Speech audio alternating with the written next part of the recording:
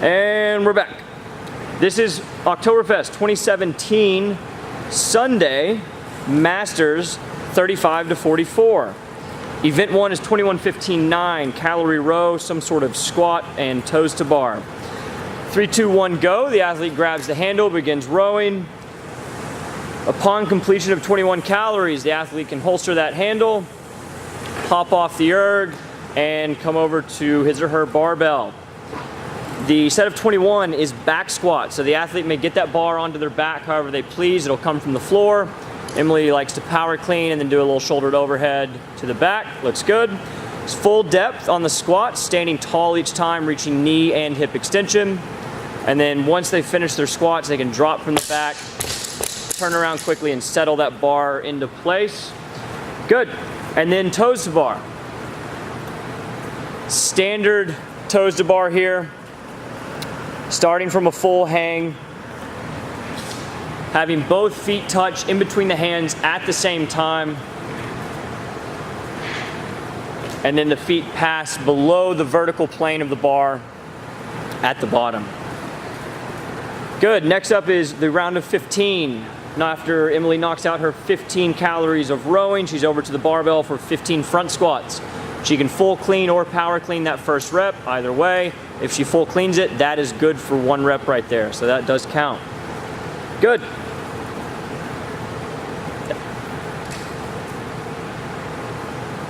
And good.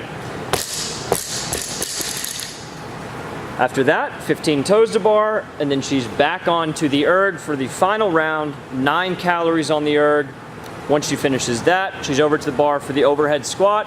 She can do anything she'd like to get that bar there. Why don't we show this one, Emily, as a power clean, bring it to the back, and then come up overhead.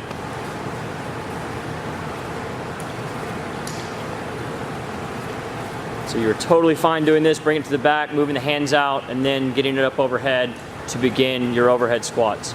Same thing here, getting full depth, standing tall at the top. Very nice. Good. The only thing I would remind you guys on the overhead squat is reaching hip extension at the top. It's really easy for people to leave that butt out there and not open those hips up all the way. So make sure that you guys stand tall at the top.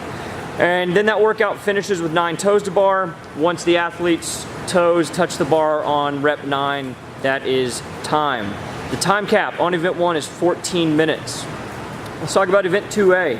It's a 6-minute clock to hit a max complex of 1 deadlift, 1 below the knee hang clean, 1 jerk. The deadlift is going to be stood all the way up, knees and hips extended, shoulders behind the bar. Once the judge says good for the deadlift, the athlete may then go into below the knee hang, and they can full clean it. Let's show them a below the knee hang power clean. Gorgeous. And let's go up overhead with it, any way you want. I like it. So she power jerked it. Good. And she push press. All right, good. Go ahead and set it down. So on the shouldered overhead, you can do anything you'd like to get the bar there. You can press it, push press it, power jerk it, or split jerk it. Any of those would be completely fine. The last thing I'll say there is the athletes, you guys can go up in weight, down in weight. If you miss something, you have 6 minutes, kind of carte blanche of whatever you'd like to do. The clips must be used for every attempt though. And finally, make sure you and your judge are in agreement with what weight is on the bar every time. Don't go all the way through a lift and then you and your judge aren't in agreement and then you run out of time. Let's see here. At the completion of the 6 minutes, event 2B will begin. So at 6 minutes there, 3, 2, 1, go. It's going to be 25 burpees over the bar, lateral burpees, so chest to deck, jumping or stepping over the bar. Either one is completely fine.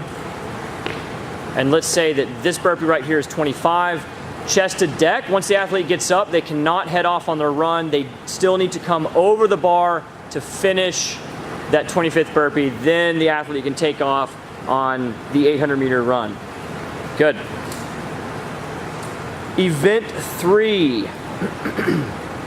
We will be using the 25-pound plates again. Emily, if you want to set those up.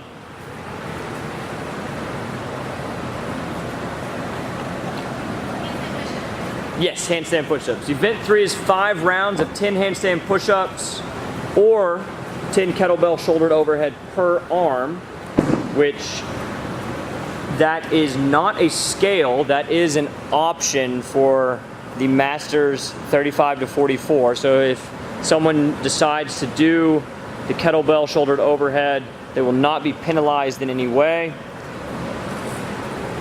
The handstand push-up, so the plates, a real quick note on that, the plates must be touching the abmat, but the entire system can be moved away from the wall.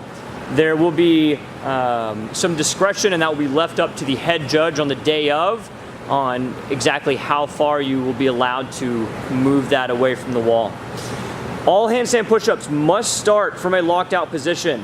So she kicks up, her heels touch the wall, she's locked out, now she can begin her first handstand push-up. Head goes all the way to the mat, she can kip up. At the top though, she needs to reach lockout, have her head through and have her butt off the wall. Good. Upon completion of those 10 handstand push-ups, she will go to the kettlebell snatch. But let's do this, Emily, let's show them the shouldered overhead with the kettlebell. So the shouldered overhead with the kettlebell, the athlete will bring it up and the rack position is going to be thumb to sternum, elbow to side. There you go. So what we're looking for is that bell has to be below the shoulder, and that's a good position there. From there, the athlete can do whatever he or she would like to get it overhead. I suggest push pressing, so let's show them some push press reps. Good. Every time it comes down, that bell comes back down below the shoulder. Good. And the lockout is overhead. Show them a few where it's out in front. So that's no good. Good. And relax. So that is 10 kettlebell shouldered overhead each arm. Once again, that is not a scale. You have that option if you would like to change the 10 handstand push-ups into 10 kettlebell shouldered overhead each arm for a total of 20. All right, Emily, let's show them the 10 kettlebell snatch per arm. So the first snatch can be taken from the floor if the athlete would like, all the way up overhead to lockout. Then after that, it just passes between the legs, right back up overhead. The athlete must complete all 10 reps on one arm before he or she can switch to the other arm. Good. And just like we talked about with the shouldered overhead, you can't finish locked out in front. It needs to be locked out up over the shoulder. Nothing crazy out in front like that. Good, Emily.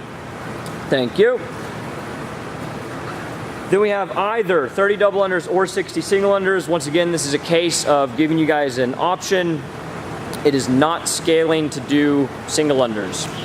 So you can do doubles or singles there, 30/60. And good. That is 5 rounds. The time cap on that is 9 minutes. 9-minute time cap on event 3. All right, let's talk about the final event for our top 6 in the Masters 35 to 44. It's gonna be a 6-minute AMRAP of 2 deadlifts at 225/135 plus 2 chest to bar. And then 4 deadlifts, 4 chest to bar, 6 deadlifts, 6 toes to bar, on and on and on and on for the remainder of that 6-minute AMRAP. The deadlift, of course the bar starts from the floor, conventional deadlift only, no sumo, standing tall, opening hips and knees. Of course you can touch and go, and you can drop from the top. After you complete your deadlift set, you'll head over to your pull-up bar. It's chest to bar pull-ups.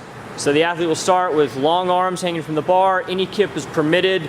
The chest must come in contact with the bar for each rep to count. Good. Of course, on that you can conventionally kip, you can butterfly kip, you can strict pull-up, whatever you would like on those chest to bar. Chest for us is something on the torso below the collarbones. That's what must touch the bar. You cannot touch a shoulder to the bar. It must be torso and it must be below the collarbones. So that's a 6-minute AMRAP. The reps build, and I think that's all we got for the final event. Did we miss anything, Emily? All right.